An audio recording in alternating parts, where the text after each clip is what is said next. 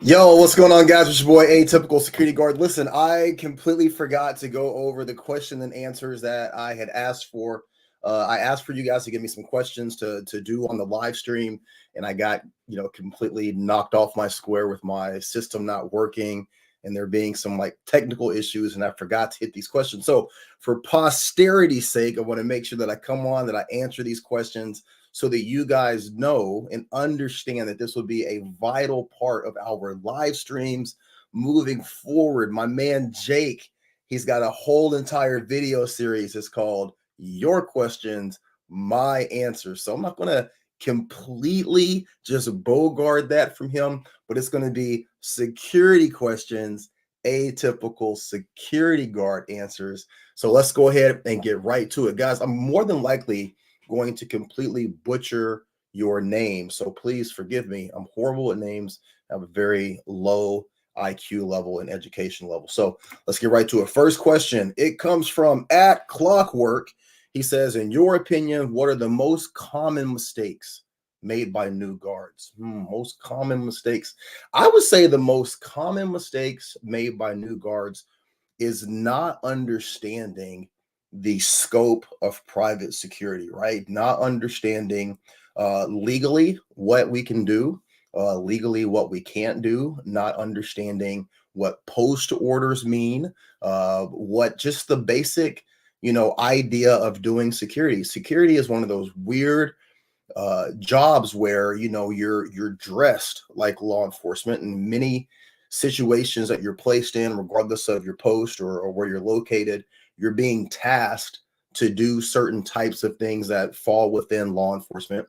So it's really, really hard to take someone. And let's be honest, guys, if we're being 100% honest across the board, private security is very broad, right? So from watching a door to working at a warehouse and just watching a set of locks or something like that, all the way up to the Secret Service. Secret Service is private security that's providing executive protection for the highest level of official in our country, right? That's all security. But at the low end of security, right, it doesn't have the most intelligent or the most seasoned or the most experienced people that are filling some of these lower level posts and positions. So, you're putting people in a position where you're asking them to be dressed a certain way, to be doing certain things that fall within the scope of one level of authority, which would be law enforcement or maybe even loss prevention, but not understanding what comes with that from a legal standpoint and from a liability standpoint or a civil standpoint. So I would say the biggest mistake is just not understanding what the role of a security guard entails and everything that comes with that, be that good or bad.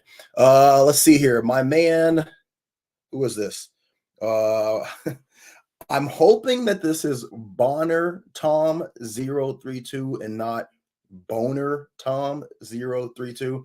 But his question is, in your professional experience and observations, what are some examples of guards going too far with their kit?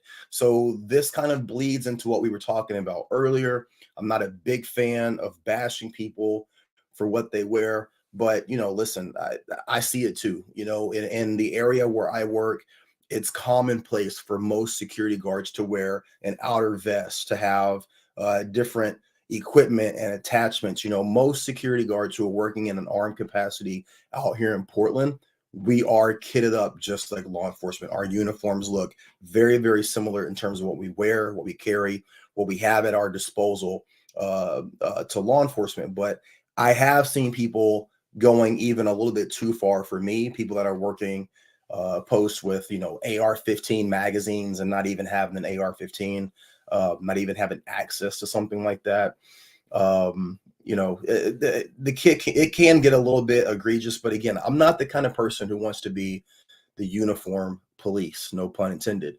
As long as it says security, I'm a big proponent of not having any sort of tags or any sort of identification that says anything other than security. Your uniform, your plate carrier, anything and everything that you have on should say security. Nothing that says agent, nothing that says anything else to the contrary, nothing that has any sort of abbreviations of your company that can be misleading. It should say security plainly on the front, plainly on the back, plainly on the side. If you have a badge, security. Aside from that, again, I'm not the uniform police, and I try not to give people a hard time or bash people, but I have some things that even give me a little bit of pause where I go, man, what is this guy thinking? And I'm, I hate to admit that. So third question comes from, looks like Phoenix Rising. The question is it worth it to have your gun license? And I'm assuming he's talking about his armed firearms license and not your concealed carry license, because if we're talking concealed carry license, yes, it is fucking worth it, and get it if you're in one of the states where you have to have a license. If you're in one of the 26 states that's constitutional carry, congratulations, welcome to America. In my area, the pay range is $17 to $21 an hour, and that is driving an hour away. So I'm assuming that what this gentleman is saying is that the armed security gig is 17 to 21 bucks, but he would have to really travel in order to do that. So, listen, I can't tell you if it's worth it for you. You know your finances, your ability to, either commute to that location or move to that location. Like I can't answer that question for you. I don't know your finances. I don't know your circumstances or your situation. I will tell you that if you want to make security a career, it is worth it for you to have your armed license. You will have so many more opportunities that open up for you and things that you can do in terms of working different types of venues, different types of locations, taking different types of contracts. So even if you don't use that license in the short term, you might end up using that license down the road. The longer it takes for you to get it, when something pops up, the less likely you'll be able to even take that opportunity. Something might not be available right now in your area, your immediate area, where you can take advantage of that license, but you never know. Down the road, somebody could reach out and say, hey, we got this job. It's 30 bucks an hour. We need somebody. It's right in your area. Can you take it? And if you don't have that license, you don't have that opportunity. So in my opinion, as far as getting the license, yes, I think you should get it. Should you take that job that's an hour away? Is that going to be beneficial to you? I don't know. I can't answer that. Next question comes from, let's see here, Big Adult Hank 17. I'm doing so good on names today. Is it true that if a police officer asks you for assistance and you decide to help them, I'm assuming this should have said then, it says 10, then doesn't that mean that I would be acting as an agent of law enforcement at any moment? So check your local listings. I think that there are actually some locations, some places throughout the country where if a police officer directs you to assist them and you choose not to, that you can be criminally prosecuted. Again, check your local listings. Don't quote me on that, but I feel like I read that somewhere or I heard that somewhere, that if a cop asks you in certain locations, hey, get this guy off of me. He's being attacked. He's being jumped. He can't subdue somebody. He can't get someone in handcuffs. And you're standing there watching. He says, hey, grab a leg. Hey, grab an arm. If you don't do that, you can be held criminally responsible for that. So if I'm off or if I'm like losing my mind, please tell me.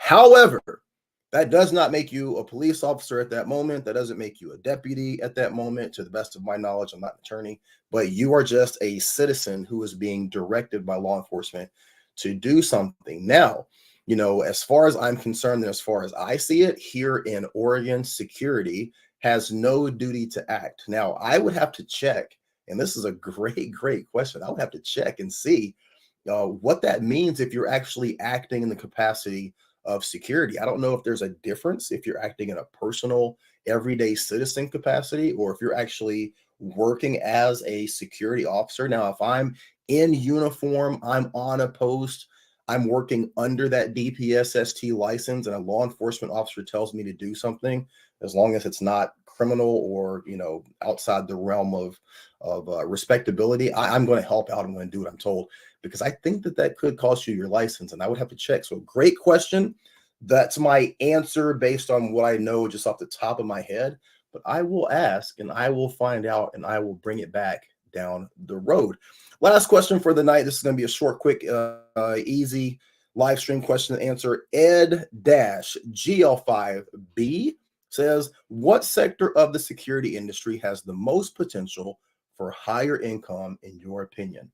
Private security, whether we're talking about working for corporate companies, or if you're working for contract services like Blackwater, Constellas, Triple Canopy, some of these larger organizations, or if you're working as quote unquote a mercenary. So, guys, if you're not aware, the contractor sector of security is really, really lucrative, right? So again, this would be Blackwater, which is now known as Triple Canopy or Constellas.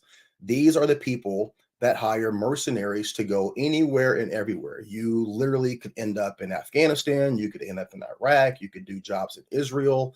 If you go to their website and you type in private security, you'll see opportunities all across the globe. And some of these things are paying in the high six figures. Now, there was a time about a year and a half ago, 2 years ago, where I was looking at doing some contract work with this very company. The only problem is that in order to get in, you have to have a top secret security clearance. Now, I've been out of the military for a long time. It's crazy to think how long I've been out of the military.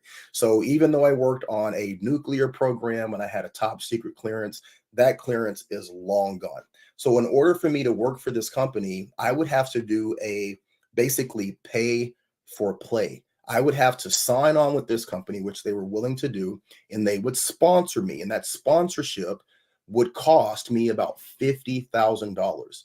So they were going to pay me on a contract $100,000 to go to a forward location and work as an armed guard in this forward location. However, I would have to give them 1 full year of work. They would take $50,000 off the top, meaning that for that entire year that I was working for them, I was going to be paid $50,000, right? And that's before taxes and anything and everything else.